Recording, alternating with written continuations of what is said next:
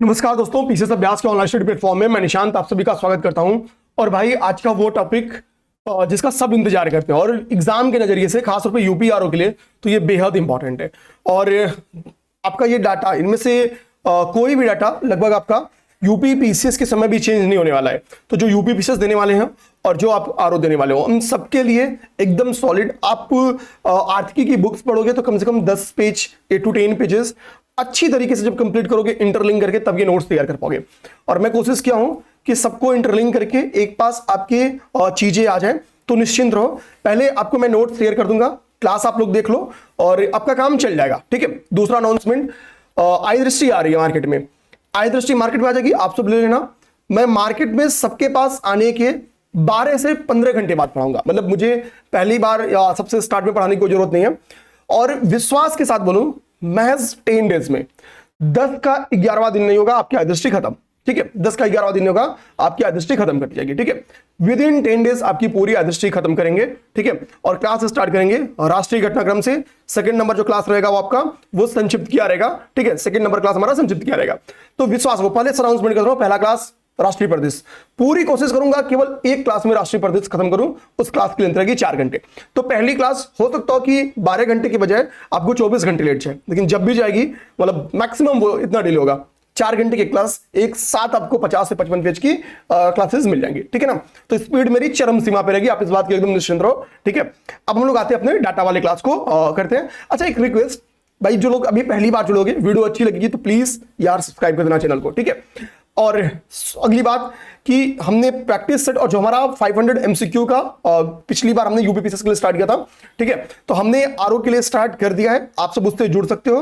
ठीक है, उसका सारी जानकारी आपको जो स्क्रीन पे नंबर घूम रहा है वहां पे मिल जाएगा। अब चूंकि 2 मिनट हो गया तो स्टार्ट करते हैं बैच को, ठीक है, मतलब क्लास को। अब देखिए, हमको सबसे पहले क्या जाना चाहिए, क्योंकि हमारा क्या इकोनॉमिक सर्वे आ चुका था 24-25। तो इकोनॉमिक सर्वे ने कुछ हमको डाटा दिया। पहली बात, इकोनॉमिक सर्वे का जो डाटा है वो डायरेक्टली पेपर में आ सकता है। ठीक है, वो क्या है, वो कह रहे हैं कि भाई कि विभिन्न क्षेत्रों का जीवी में क्या कंट्रीब्यूशन है। ठीक है, तो हम लोग प्राइमरी सेक्टर की बात करें, हम लोग द्वितीयक सेक्टर की बात करें और हम लोग तृतीयक सेक्टर यानी टर्शियरी सेक्टर की बात करें। तो प्राइमरी सेक्टर में आपके क्या आते हैं, कृषि, पशुपालन, वानिकी, मत्स्यन, खनन और उत्खनन। ठीक है, ये हमारे प्राइमरी सेक्टर हो गया। प्राइमरी सेक्टर में हमारे क्या आते हैं, तो प्राइमरी सेक्टर में हमारे आ गए कृषि, वानिकी, मत्स्यन, खनन, उत्खनन। द्वितीय सेक्टर में क्या आ गए, विनिर्माण हमारा आ गया, निर्माण आ गया, बिजली, गैस और अन्य जो चीजें हैं। तीसरा हमारा है सेवा सेक्टर, सर्विस सेक्टर की तीसरा हमारा सेवा सेक्टर है।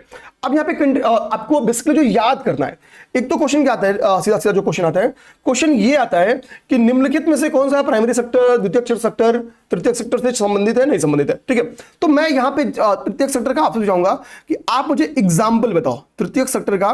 कमेंट बॉक्स में एग्जाम्पल बताओ, क्या यहाँ पे बैंकिंग सेवाएं हैं, बैंकिंग सेवाएं हैं। ठीक है, आप बोलोगे यस, तो मैं कहूंगा आप बैंकिंग सेवाओं से हटके कुछ बातें और भी बताएं, तो कॉमा लगा के डैश डैश डैश लगा दे रहा हूं। मैं चाहूंगा मेरे सारे दोस्त जो यूपी पीसीएस यूपीआरओ देने वाले हैं उनको कमेंट करके इस बात को बताना ही होगा, कसम खा जाओ आपको यूपीआरओ की कसम है। ठीक है, आ जाइए भैया। अब देखिए, हमको याद क्या करना चाहिए, पेपर में आ जाता है कि प्राइमरी सेक्टर, द्वितीय सेक्टर, तृतीय सेक्टर की हमको परसेंटेज बताने के लिए। देखो, अगर अरेंजमेंट किया तो भैया कोई ऐसा है ही नहीं जिसको अरेंज ना करे। तृतीय सेक्टर में की सर्वाधिक भूमिका है, उसके बाद से द्वितीय सेक्टर की यानी सेकेंडरी सेक्टर की, उसके बाद से प्राइमरी सेक्टर की भूमिका है। देखिए, आजादी के समय देखेंगे तो कृषि सेक्टर की सर्वाधिक भूमिका थी, लेकिन समय के साथ कृषि क्षेत्र की भूमिका क्या हुई है, गिरती चली गई।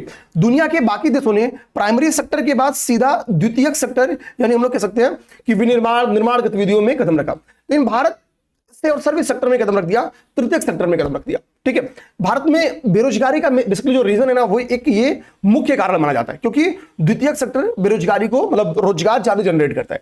हमारे लिए क्या है भाई, एक तो ये ऑर्डर हो गया कि सर्वाधिक हिस्सेदारी के मामले में क्या है भाई, तृतीयक सेक्टर, फिर सेकेंडरी और फिर प्राइमरी सेक्टर। एक तो ये ऑर्डर, लेकिन ऑर्डर बड़ा सिंपल हो जाएगा भाई। कोई 15 साल से पीसीएस की तैयारी कर रहा हो तो भी ऑर्डर सेम है, तो ऑर्डर कभी नहीं पूछेगा, वो आपका कंट्रीब्यूशन डायरेक्टली पूछेगा कि भाई जीवीए में प्राइमरी सेक्टर का कितना कंट्रीब्यूशन है। तो यहां पे एग्जैक्ट हमको याद करना चाहिए, एग्जैक्ट आपको क्या याद करना होगा कि भाई टर्शियरी सेक्टर में हमारा कितना है, हमारा 55%। 55% पहले याद करो सेवा क्षेत्र में। अब भाई बचा कितना, बचा आपका 45%। अब 45 को 2 में बांट दो, एक के पास 25 कर दो और एक के पास 20 कर दो, लेकिन एग्जैक्ट 25-20 नहीं है, थोड़ा सा 25 वाला ज्यादा है, यानी 25.2 2 है तो दूसरा वाला क्या होगा, थोड़ा सा कम होगा, यानी 19.8 होगा। ऐसे याद करो, एक हमेशा कहानी अपने दिमाग में बनाओगे तो आपका तैयार करना और आपके दिमाग में उसको बैठे रहना एकदम आसान सी बात हो जाएगी, वो सिंपली आपके दिमाग में वो बैठ जाएगा, वो फैक्ट, ठीक है, बहुत सिंपली आपके दिमाग में बैठ जाएगा। तो ये हमने समझ गए, ठीक है। टर्शियरी सेक्टर 55%, सेकेंडरी सेक्टर आपका कितना हो गया, तो सेकेंडरी सेक्टर हो गया 19.8, और प्राइमरी सेक्टर आपका कितना हो गया मेरे भाई, तो प्राइमरी सेक्टर आपका हो गया, सॉरी ये सेकेंडरी सेक्टर आपका 25.2%, और इसके बाद से 19.8% आपका हो गया प्राइमरी सेक्टर। भाई ये याद हो गया, ये याद हो गया तो आपका पहला काम खत्म। अब हम लोग आते हैं दूसरा काम पे, दूसरी काम पे आते हैं। दूसरा काम क्या बोलता है, थोड़ा हम एग्रीकल्चर सेक्टर पे थोड़ा सा और एंट्री करते हैं, तो वो है कृषि क्षेत्र। कृषि क्षेत्र में कह रहा है कि आर्थिक समीक्षा कहती है कि देश की टोटल आबादी, कृषि क्षेत्र 46% आबादी को आजीविका सृजन करता है, ठीक है, 46% आबादी का क्या करता है, आजीविका सृजन करता है। कृषि में आपको प्रचंड बेरोजगारी की भी दिक्कत देखने को मिलती है। प्रचंड बेरोजगारी का सिंबल सा मतलब है भाई, अगर जिस काम को 5 लोग कर सकते हैं उससे काम को 25 लोग कर रहे हैं, मतलब जरूरत से ज्यादा लोग कर रहे हैं, यानी कई सारे लोग का, मतलब मान लो कि फॉर एग्जांपल 5 हेक्टेयर कहीं जमीन है, ठीक है, फॉर एग्जांपल समझने के लिए कि भाई 5 हेक्टेयर जमीन है और इस 5 हेक्टेयर जमीन पे 5 लोग काम कर रहे थे तो बहुत पर्याप्त थे, ठीक है। लेकिन ये 5 लोग नहीं, पूरे परिवार के 25 लोग इसी जमीन पे लगे, यानी जो जितनी उत्पादकता 5 जनरेट कर रहे हैं उतनी ही उत्पादकता मिलकर 25 जनरेट कर रहे हैं, तो भाई 20 की उत्पादकता कितनी हो गई, 20 की उत्पादकता 0 हो गई। इसलिए कहा जाता है कि भैया प्रचंड बेरोजगारी की जो दिक्कत है वो एग्रीकल्चर में है। तो ये तो डायरेक्टली क्वेश्चन बन गया था, आप लोग दिमाग में रखना। अब हम लोग बात करेंगे, ठीक है, यहां पे बात करते हैं, ठीक है। तो प्राइमरी सेक्टर में, अब यहां पे फर्स्ट नंबर, प्राइमरी सेक्टर में केवल एग्रीकल्चर नहीं है, एग्रीकल्चर से संबंधित क्षेत्र भी है, पशुपालन, ठीक है, वानिकी, ठीक है, मत्स्यन, खनन, अन्य भी चीजें हैं। लेकिन हम लोग केवल प्राइमरी सेक्टर में हम लोग बात करें, ठीक है, जीवीए में केवल प्राइमरी सेक्टर कृषि क्षेत्र की बात करें तो कृषि क्षेत्र का योगदान कितना है, 17.8%। ये एफआरई मतलब जो प्रथम अग्रिम अनुमान था, ठीक है, प्रथम जो अनुमान था उसमें 17.8 था, और द्वितीय अग्रिम अनुमान जो 2024-25 का द्वितीय अग्रिम अनुमान था, द्वितीय अग्रिम अनुमान में कितना निकल गया है, तो द्वितीय अग्रिम अनुमान में आपका 18.03% है, 18.03%। मैक्स चांस है आपका ये पेपर में क्वेश्चन बन के आएगा, मैक्स चांस है ये आएगा।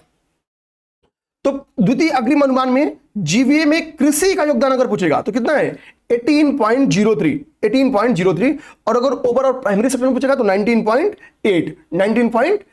तो ये भी आपका काम हो गया। अब हम लोग नेक्स्ट काम को करते हैं, नेक्स्ट स्टार्ट करते हैं। अगले टॉपिक में हमको समझना है कि कुल कृषि जीवीए में जो घटक मतलब कृषि घटक है उनका क्या हिस्सा है, ठीक है, ध्यान रखो। तो ध्यान रखना कि कुल कृषि जीवीए में अगर हम लोग घटकों का हिस्सा देखें, बेसिकली घटकों का हिस्सा देखेंगे तो एक सेकंड इसको हमको वो करना पड़ेगा, तो बार बार बोलेगा, ठीक है।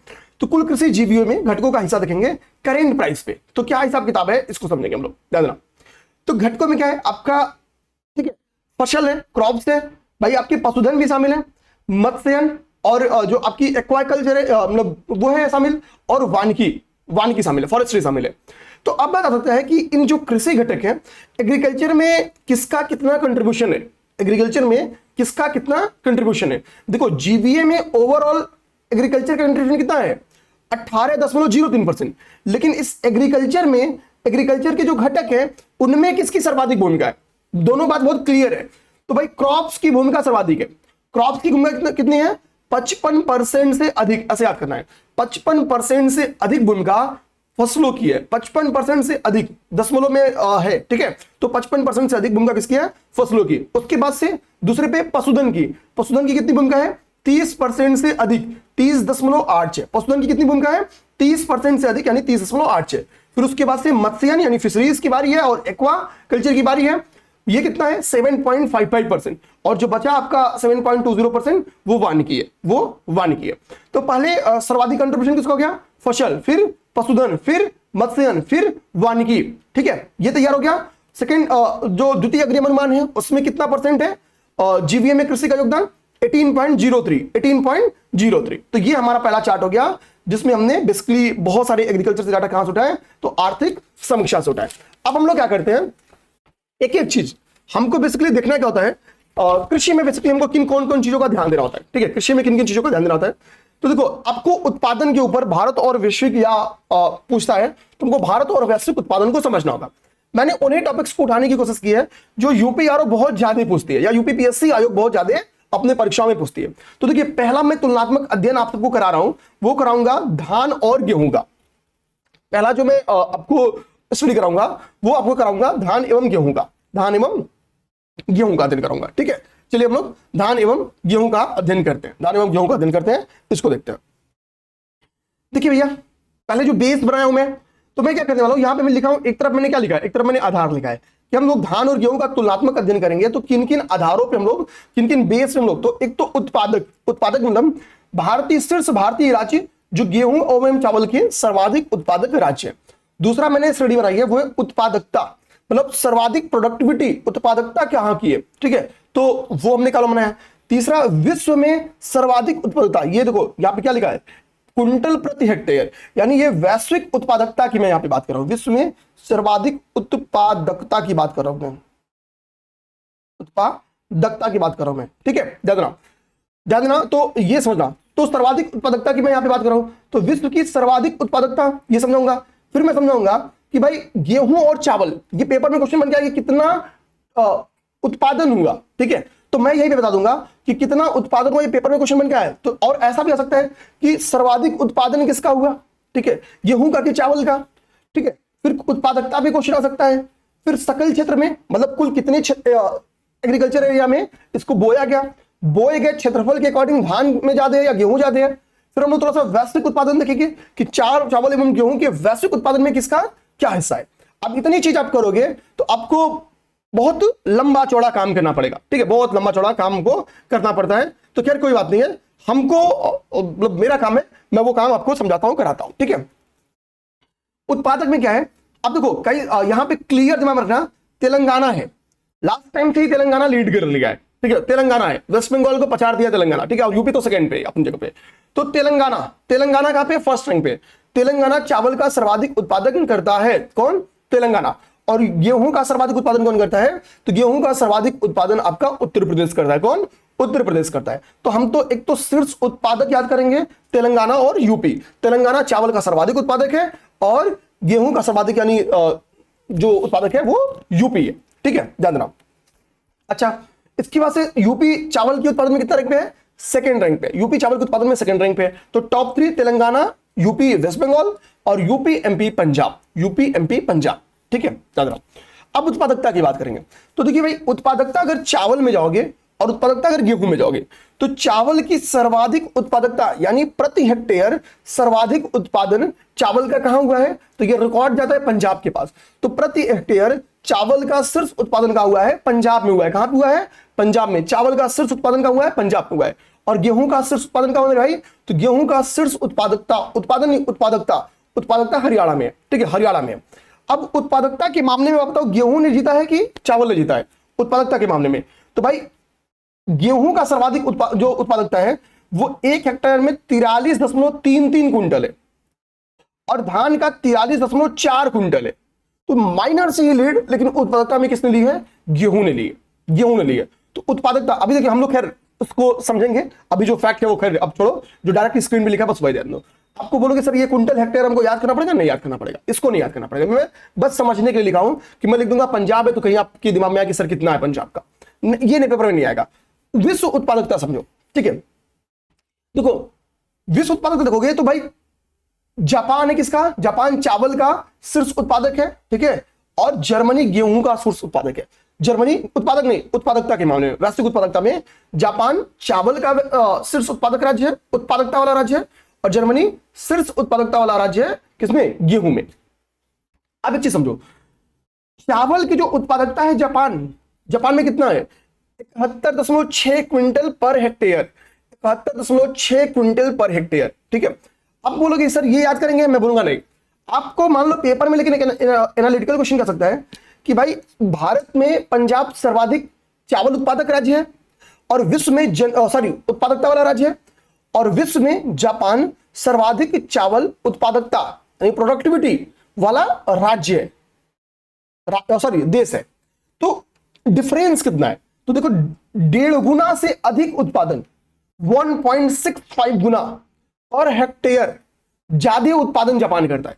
कितना जापान करता है, कहां पे, 1.65 हेक्टेयर। यानी इनके पास जो बीज है उनकी प्रोडक्टिविटी बहुत ज्यादा है, भूजन का जलवायु अनुकूल भी होंगे, जिससे कम खराब होते होंगे। ठीक है, तो इनकी उत्पादकता कहां पे है? जापान में ज्यादा है।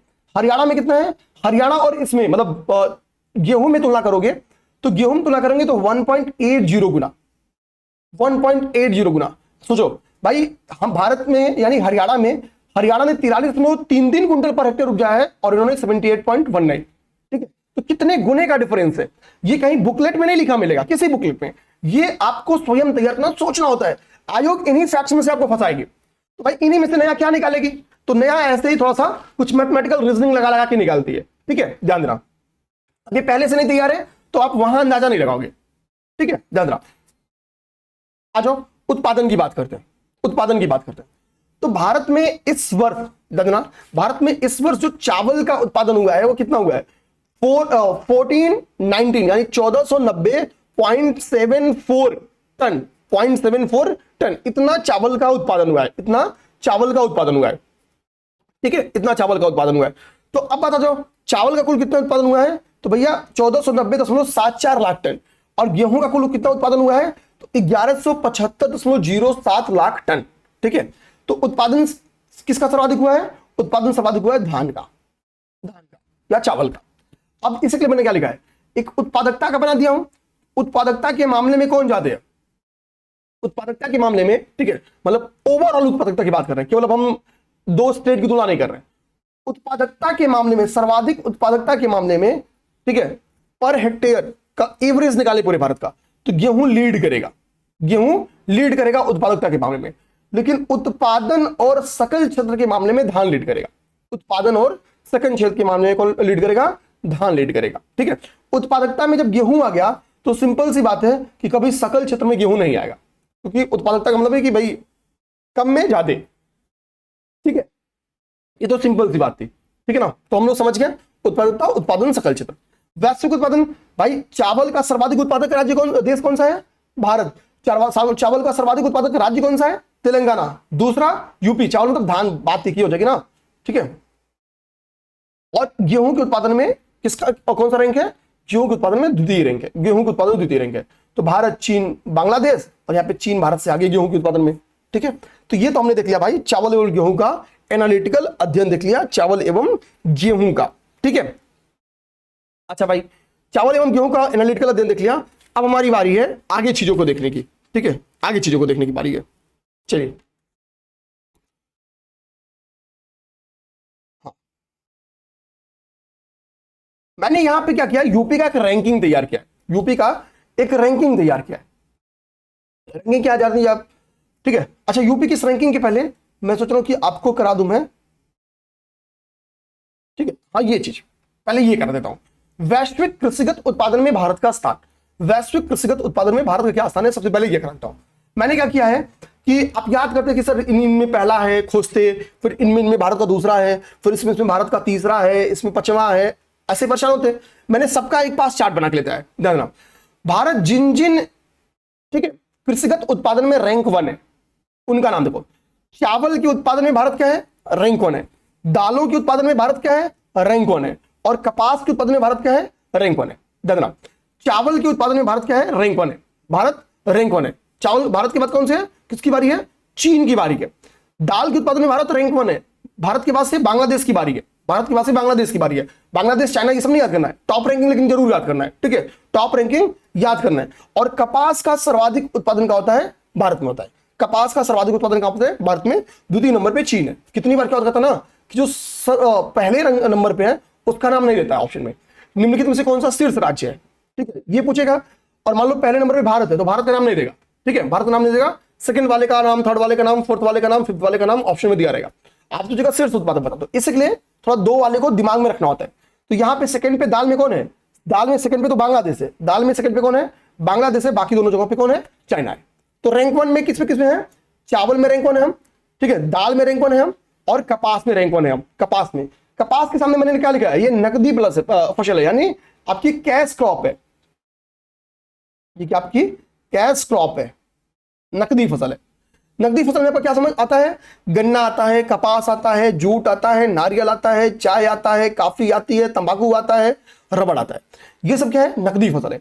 और नकदी फसलों में एक एक में कौन सा शीर्ष राज्य है, ये पेपर में शीर्ष देश है, ये पेपर में क्वेश्चन बन के आता है। आप अगर पीवाईक्यू पढ़ रहोगे तो आपको पता चलेगा प्राकृतिक रबड़ का भी और शीर्ष उत्पादक पूछा हुआ है, तंबाकू का भी शीर्ष उत्पादक देश पूछा है, कॉफी का भी शीर्ष उत्पादक देश पूछा है, नारियल का भी पेपर में शीर्ष उत्पादक देश आ चुका है, ठीक है, कपास भी आ चुका है, गन्ना भी आ चुका है। यानी क्रॉप्स, कैश क्रॉप्स के शीर्ष उत्पादक देशों के बारे में एक आयोग की हम कह सकते हैं परंपरा रही है कि शीर्ष उत्पादक देश पूछा है, तो हम भी तैयार कर लेंगे। बट हम लोग पहले देखेंगे कि भारत किसमें किसमें रैंक 2 पे है।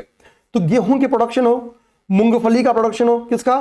गेहूं का, किसका? मूंगफली का, किसका? गन्ना का, किसका? चाय का और तंबाकू का। इन सभी के उत्पादन में भारत रैंक 2 है। गेहूं में रैंक 2 है। तो गेहूं में फर्स्ट कौन है पेपर में आ सकता है? तो जो फर्स्ट है उसका नाम लिख देता हूं। तो गेहूं में फर्स्ट कौन है? चाइना। भाई यहां पे चाइना, या सिंपल सी बात करते हैं चीन, मुझे पता चाइना गलत लिख देता हूं, ठीक है, चीन। तो गेहूं में क्या होगा? सेकंड नंबर पे भारत है, तो पहले चीन। हम फिर क्या बोले? मूंगफली में, मूंगफली में हमने क्या देखा? सेकंड नंबर पे भारत है, तो मूंगफली में भी पहले नंबर पे कौन है? चीन है। मूंगफली में भी चीन है। फिर हम बात करेंगे गन्ना। गन्ना क्या है? तो गन्ना एक कैश क्रॉप फसल है। तो गन्ना में फिर सर क्या चीनी है? नहीं, गन्ना का सर्वाधिक उत्पादक राज्य कौन है? देश, वो ब्राजील है। हम लोग ब्राजील है। गन्ना का सर्वाधिक उत्पादक राज्य कौन है? सॉरी, देश कौन है? ब्राजील है। चाय का तो चाय का शीर्ष उत्पादन वाला जो देश है वो चीन है। दूसरे नंबर पे कौन है? भारत है। और तंबाकू का, तो तंबाकू का भी शीर्ष उत्पादन करने वाला जो देश है वो चीन है। आप समझो हमको कैसे याद करना है। तो रैंक 2 पे, रैंक 2 फिर से रिवीजन कराता हूं, ध्यान देना, एक एक चीज तैयार करा दूंगा। एक भी फैक्ट आप ऐसा अगर अपना पढ़ना से स्टार्ट कियोगे तो आप बताना कि आप ऐसे पढ़े थे, खुद से सोचना। देखो, गेहूं में रैंक 2, मूंगफली रैंक 2, गन्ना रैंक 2, चाय रैंक 2, तंबाकू रैंक 2। और शीर्ष देश कौन सा है? तो भैया केवल ब्राजील। गन्ना का शीर्ष उत्पादक देश कौन सा है? गन्ना का शीर्ष उत्पादन करने वाला देश ब्राजील है, ठीक है, कौन है? ब्राजील है।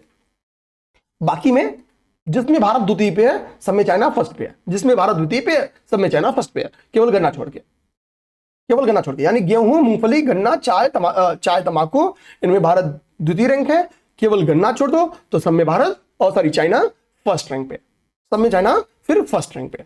आइए भैया रैंक 3 याद करिए। रैंक 3 में हम लोग कहां पे हैं? नारियल। रैंक 3 नारियल उत्पादन में भारत तीसरा रैंक हासिल करता है। तो नारियल के उत्पादन वाला शीर्ष देश कौन सा भैया? नारियल के। तो आप बोले सर इसका भी चीन है? नहीं भैया, इसका आपका है इंडोनेशिया।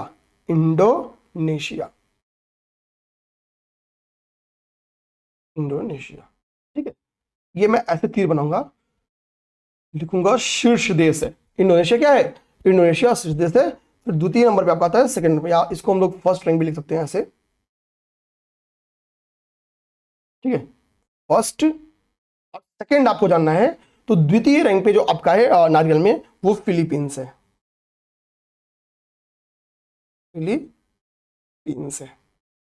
फिलीपींस किस रैंक पे है? तो फिलीपींस सेकंड रैंक पे। और यहां पे मैंने किसकी बात की है? तो यहां पे सभी शीर्ष की बात की है। चाइना शीर्ष है, ठीक है, ये शीर्ष की बात कर रहा हूं। ब्राजील शीर्ष देश है, शीर्ष उत्पादन करने वाला देश है। चाइना शीर्ष उत्पादन करने वाला देश है।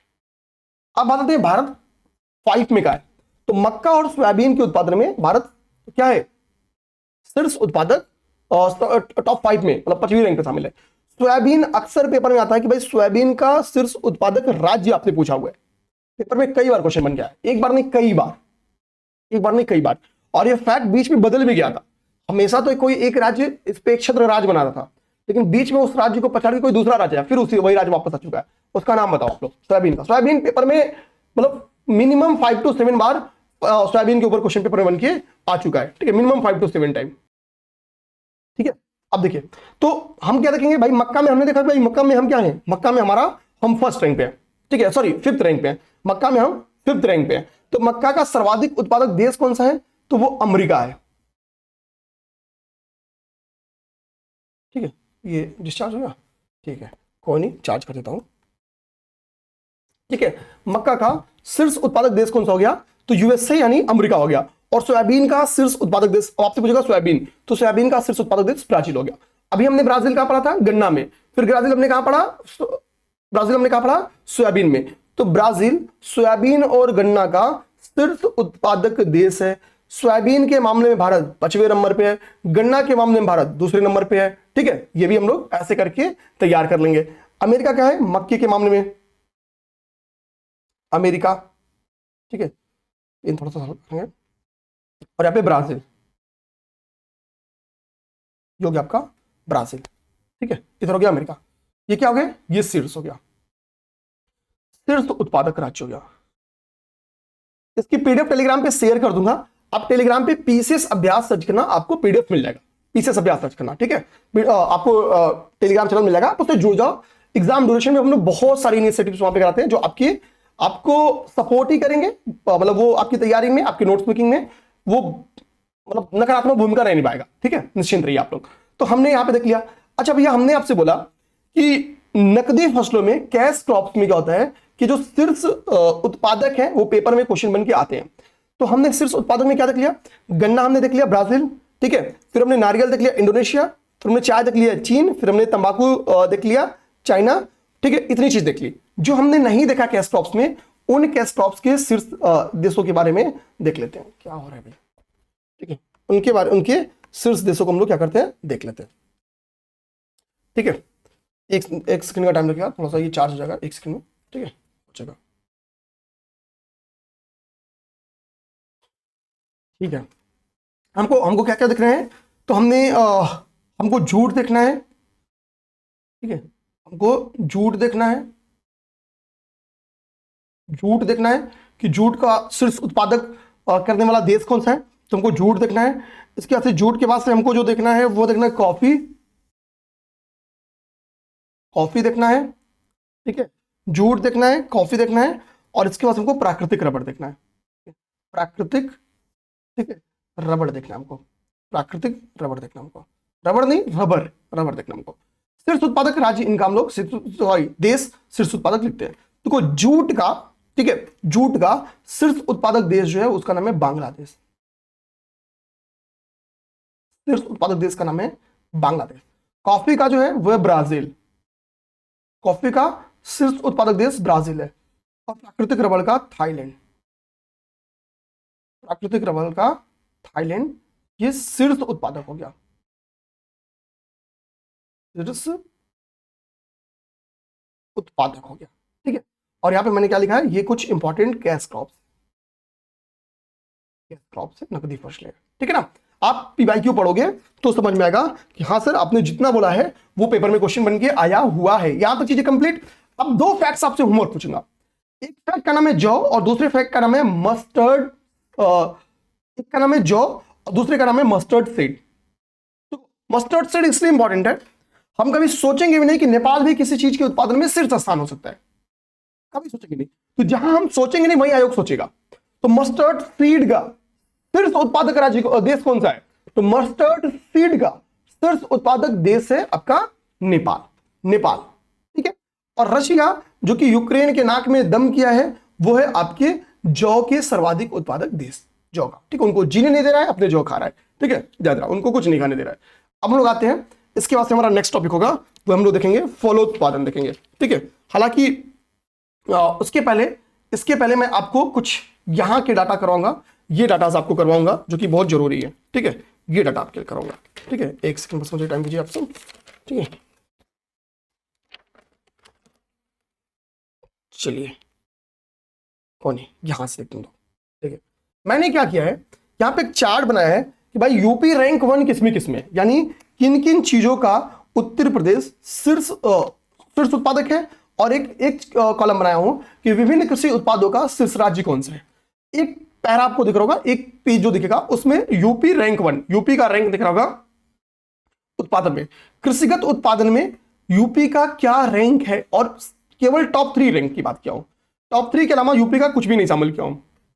तो टॉप 3 के उत्पादन में यूपी की क्या स्थिति है, हम इस पे बातचीत करने वाले हैं, सोचने और समझने वाले हैं। ठीक है, ध्यान देना। चलिए भैया, तो देखो यूपी की बात करोगे तो यूपी कुल खाद्यान्न का उत्पादन हो, ओवरऑल सारे खाद्यान्न के उत्पादन में यूपी रैंक 1। कुल खाद्यान्न के साथ साथ गेहूं, गेहूं के बाद से गन्ना, गन्ना का शीर्ष उत्पादक देश कौन सा? गेहूं का शीर्ष उत्पादक देश कौन सा? सब अभी पढ़ाया हूं, ठीक है।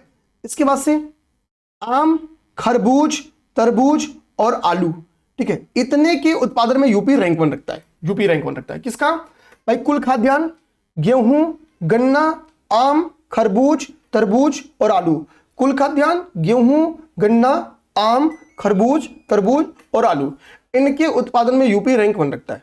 कुल सब्जियों के भी उत्पादन में यूपी रैंक 1 रखता है। भारत में सर्वाधिक सब्जी का उत्पादक राज्य कौन सा है? तो उत्तर प्रदेश है। आलू का सर्वाधिक उत्पादक राज्य कौन सा है? उत्तर प्रदेश है। और चूंकि यूपी कई सारे एग्रीकल्चर फसलों में अपने आप को रैंक 1, 2, 3 में रखा है, तो उर्वरक फर्टिलाइजर का सर्वाधिक उपयोग करता भी कौन सा राज्य है? वो रैंक 1 यानी उत्तर प्रदेश है। वो कौन है? उत्तर प्रदेश है। वो कौन सा राज्य है? उत्तर प्रदेश। बार बार रटवा दे रहा हूं, ठीक है। तो कुल खाद्यान्न, खाद्यान्न में क्या क्या? खासतौर पे गेहूं, गन्ना, आम, खरबूज, तरबूज, आलू, जितना चाहिए आलू बालू, ये सब में रैंक 1 है यूपी। अब बताते भाई रैंक 2 है किसमें? इतनी में रैंक 2 है उड़द, रेपसीड, रेपसीड और सरसों, बाजरा, चावल, आंवला और अमरूद। भारत अमरूद का शीर्ष उत्पादक देश है और यूपी दूसरे नंबर पे है, ठीक है। ज्यादा उड़द, रेपसीड और सरसों, बाजरा, चावल, आंवला, अमरूद, ठीक है। आंवला और अमरूद, इसमें उत्तर प्रदेश रैंक 2 रखता है। इनके उत्पादन में उत्तर प्रदेश रैंक 2 रखता है। नोट जाएगा, 1-2 बार रीडिंग, आपका काम बन जाएगा। थर्ड रैंक अरहर के उत्पादन में, ओवरऑल फलों के उत्पादन में, फलों में किसमें यूपी रैंक 1 है, सब समझा दूंगा। अभी लास्ट में फल के ऊपर ही टॉपिक है, लास्ट टॉपिक आपका फल के ऊपर है। तो फलों में यूपी किसमें टॉप पे है, देखो यहाँ पे फल उत्पादन, सब समझा दूंगा, ठीक है। अभी तो छोड़ दो, अभी बस यहां दिमाग रखो कि फलों के उत्पादन में यूपी रैंक 3 रखता है। क्या रखता है? यूपी रैंक 3 रखता है। लहसुन के उत्पादन में भारत रैंक 2 है और लहसुन के उत्पादन में यूपी रैंक 3 है। लहसुन के उत्पादन में भारत रैंक 2 है और यूपी रैंक 3 है। तो यहां पे हमने क्या लिख दिया कि भैया विभिन्न खाद्यान्न में उत्तर प्रदेश की क्या स्थिति है, कहां पे रैंक 1 है, कहां पे रैंक 2 है, कहां पे रैंक 3 है। यहां तक समझ में आ गया? ये टॉपिक आपका क्लियर हो गया? इन्हीं सब डाटा के लिए आप लोग परेशान रहते हो और ये सबसे अपडेटेड डाटा है। ये डाटा, इसमें कोई आपको संशोधन नहीं करना है। वो अपडेटेड या तो आर्थिक समीक्षा से या मिनिस्ट्री ऑफ एग्रीकल्चर के द्वारा दिए गए हैं या फाओ के द्वारा ये डाटा दिया गया है। मतलब ये सारे ऑथेंटिक डाटा है, कहीं ऐसा इधर उधर से नहीं है, ठीक है। अब हम देखेंगे, हमने भारत की हाल देख ली। अब हमको क्या देखना है भाई? चावल का शीर्ष उत्पादक तो हमने देख लिया है, गेहूं का तो शीर्ष उत्पादक हमने देख लिया, इन्हीं 2 का देखा अभी तक। अब हमको क्या देखना होगा? ठीक है, हमको अब क्या देखना होगा? अब हमको देखना होगा मक्का का शीर्ष उत्पादक राज्य कौन सा है। तो मक्का का शीर्ष उत्पादक राज्य आपका कौन सा है? तो मक्का का शीर्ष उत्पादक राज्य आपका है कर्नाटक। और अगर आपसे पूछ दे कि मक्का का शीर्ष उत्पादक देश कौन सा है, तो अमेरिका। मक्का का शीर्ष उत्पादक राज्य कौन? कर्नाटक। मक्का का शीर्ष उत्पादक देश कौन? अमेरिका। शीर्ष उत्पादक देश कौन? अमेरिका। मक्का के उत्पादन में भारत का रैंक कितना है? 5th रैंक है ना। मक्का के उत्पादन में यूएसए फर्स्ट है, पढ़ चुके हम लोग, आसानी के नहीं पढ़े हैं। यूएसए फर्स्ट है और इंडिया, भारत की कितनी रैंक है? तो भाई भारत की इसमें रैंक है 5th। और राज्य में मक्का का शीर्ष उत्पादक कौन है? कर्नाटक। ज्वार का सर्वाधिक उत्पादक महाराष्ट्र। ज्वार का सर्वाधिक उत्पादक राज्य महाराष्ट्र। ज्वार का सर्वाधिक उत्पादक देश पूछे तो यूएसए। बाजरा, कुल मोटे अनाज, देखो मोटे अनाजों की लगभग किस्मों में आपको राजस्थान आगे मिलेगा, ठीक है। मोटे, क्योंकि ये इनके लिए बलुई मिट्टी चाहिए। तो बाजरा, कुल मोटे अनाज, इसमें राजस्थान अग्रणी है। अरहर के उत्पादन में ध्यान देना, अरहर के उत्पादन में, अरहर भारतीय मूल का फसल नहीं है, ध्यान देना। कर्नाटक सर्वाधिक है, फिर महाराष्ट्र, फिर यूपी। अरहर के उत्पादन में यूपी किस रैंक पे है? 3rd रैंक पे है। अरहर के उत्पादन में यूपी किस रैंक पे है? 3rd रैंक पे है। सर्वाधिक उत्पादक राज्य कौन सा है? कर्नाटक। चूंकि यूपी 3rd पे है, कर्नाटक अरहर के उत्पादन में 1st में, तो चांस है टॉप 3 पूछ दे। तो Karnataka 1st, Maharashtra 2nd, UP 3rd। Karnataka 1st, Maharashtra 2nd, UP 3rd, ठीक है। यहाँ पे देखो आपको अरहर का 3rd में है यूपी, ये बताया भी हूं, ठीक है। जानना लहसुन वाली दाल आप ऐसे याद करो, लहसुन वाली दाल, तो लहसुन में भी 3rd पे है और अरहर में भी 3rd पे है, ठीक है, लहसुन वाली दाल। अच्छा भैया, मूंगफली का सर्वाधिक उत्पादक राज्य कौन सा है? गुजरात। ये पेपर में देखो आया हुआ क्वेश्चन है। मूंगफली का सर्वाधिक उत्पादक राज्य गोया बोले गुजरात, ठीक है। सोयाबीन, भाई ये फैक्ट इतना दमदार फैक्ट है मतलब इस फैक्ट को आयोग से क्या प्यार है मुझे नहीं पता। आप उठाओ पीवाईक्यू 10-12 साल पहले का, ठीक है, यूपीपीएससी उठाओ, मतलब बार बार सोयाबीन का सर्वाधिक उत्पादक राज्य कौन सा है, तो मध्य प्रदेश। मध्य प्रदेश निम्नलिखित में से किसका अग्रणी है, तो सोयाबीन। बीच में मध्य प्रदेश को हरा दिया था किसने, महाराष्ट्र ने। अभी जब यूपीपीसीएस आप 22 दिसंबर देखे आओ ना, तो उसमें इस फैक्ट को आप महाराष्ट्र याद करके गए, बट अब ये फिर से अपने राज्य कौन चुका लिया, मध्य प्रदेश। तो सोयाबीन का फिर सर्वोच्च उत्पादक राज्य कौन हो गया, मध्य प्रदेश। कुल दालों का सर्वाधिक उत्पादक राज्य कौन सा है, मध्य प्रदेश। सूरजमुखी कर्नाटक, सूरजमुखी कर्नाटक। अरहर कर्नाटक, अरहर कर्नाटक। मक्का कर्नाटक, ठीक है। सूरजमुखी का शीर्ष उत्पादक राज्य कौन सा है, तो सूरजमुखी का शीर्ष उत्पादक राज्य जो है वो आपका कर्नाटक है। देखो सूरजमुखी एक्चुअली आपकी तिलहन फसल मानी जाती है, ऑयल क्रॉप मानी जाती है सूरजमुखी। सूरजमुखी का तेल हम लोग देखते हैं, ठीक है। रसिया सूरजमुखी का सर्वाधिक उत्पादक देश है, रसिया। अगर देश का नाम पूछे तो सूरजमुखी का शीर्ष उत्पादक देश जो है वो रसिया है। कंट्री वाइज देखोगे तो कंट्री वाइज रसिया है सूरजमुखी का, ठीक है। सूरजमुखी का सर्वाधिक, ओके, ठीक ना। सोयाबीन मैंने पहले ही बताया था, सोयाबीन का अगर आप देश के वाइज देखोगे तो ब्राजील है,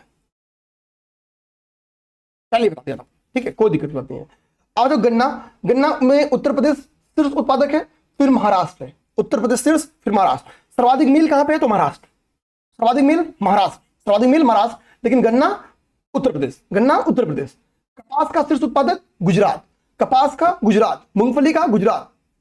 जूट का वेस्ट बंगाल, जूट का वेस्ट बंगाल। और जूट का शीर्ष उत्पादक देश कौन, बांग्लादेश। जूट का शीर्ष उत्पादक देश कौन, बांग्लादेश, ठीक है। जूट का में भारत की रैंक कितनी, सेकंड। जूट में भारत की रैंक कितनी, सेकंड।